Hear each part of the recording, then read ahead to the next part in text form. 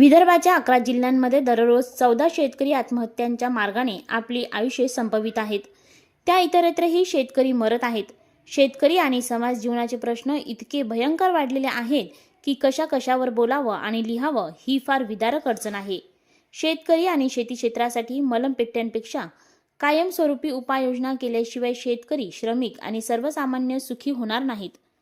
72,000ची कर्जमाफी झाली, परंतु त्यामुळे फक्त बँका तारल्या गेल्या, शेतकरी नाही. ही परिस्थिती बदलण्यासाठी शेतीला उद्योगाचा दर्जा दिला पाहिजे, असे महत्त्वपूर्ण वास्तववादी प्रतिपादन भारतीय किसान संघ, परिसंघ, शिफा व वृत्तपत्रांच्या इल्ना या राष्ट्रीय संघटनेचे राष्ट्रीय अध्यक्ष प्रकाश पोहरे यांनी केले. लोकस्वातंत्र्य पत्रकार महासंघ या समाजाभिमुख राष्ट्रीय संघटनेचा 52वा नियमित मासिक विचार मंथन मेळावा जैन रेस्टो जठारपेठ येथे नुकताच संपन्न झाला. यावेळी अध्यक्षपदावरून ते बोलत होते. ज्येष्ठ साहित्यिका प्राध्यापक डॉक्टर ममता इंगोले या प्रमुख अतिथी, तर प्राध्यापक डॉक्टर कल्पना गोरले, पत्रकार सूत्रसंचालक धनंजय मिश्रा, प्राध्यापक डॉक्टर संतोष हुशे व लोकस्वातंत्र्याचे संस्थापक राष्ट्रीय अध्यक्ष संजय एम देशमुख यांची विचार मंचावर प्रमुख उपस्थिती होती. यावेळी सर्वप्रथम राष्ट्रसंत तुकडोजी महाराज व कर्मयोगी संत गाडगेबाबा यांना वंदन अभिवादन करण्यात आले. देशातील शहीद जवान, आत्महत्याग्रस्त महिला, आत्महत्याग्रस्त शेतकरी, दिवंगत पत्रकार, आपत्ती व अपघातग्रस्त तथा महाराष्ट्र भूषण शिल्पकार स्वर्गवासी राम सुतार यांना या प्रसंगी सामूहिक श्रद्धांजली वाहण्यात आली. या प्रसंगी बोलताना प्राध्यापक डॉक्टर ममता इंगोले यांनी पत्रकार हे भावनांचे शिस्तबद्ध वादळ आणि समाजाला जगवणारी नवसंजीवनी असते. पत्रकार आणि पोलीस आहेत म्हणून समाज जिवंत आहे, हे वास्तव आपल्या काव्यबद्ध शैलीतून विशद केले. संजय देशमुख यांनी प्रास्ताविकेतून प्रकाश पोहरे हे अंतर्मनातून समजून घेण्याचे व्यक्तिमत्व, त्यांच्या उत्तुंग कार्याचा गौरव करून संघटनेची वाटचाल स्पष्ट केली. आगामी 6 जानेवारीचा पत्रकार दिन समाजाला अपेक्षित असणारा पत्रकार कसा असावा या विषयावर परिसंवाद आणि पत्रकार भावांना सन्मानित करून साजरा करणार असल्याचे यावेळी सांगितले.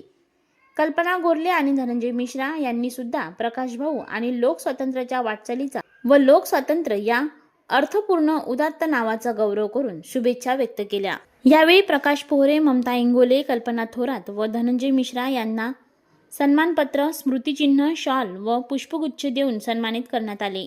प्राध्यापक मोहन काळे यांनी सन्मानपत्राचे वाचन केले. विचारमंथन सभासद सहयोग सन्मानपत्र, नियुक्तीपत्र व ओळखपत्रांचे वितरण करण्यात आले.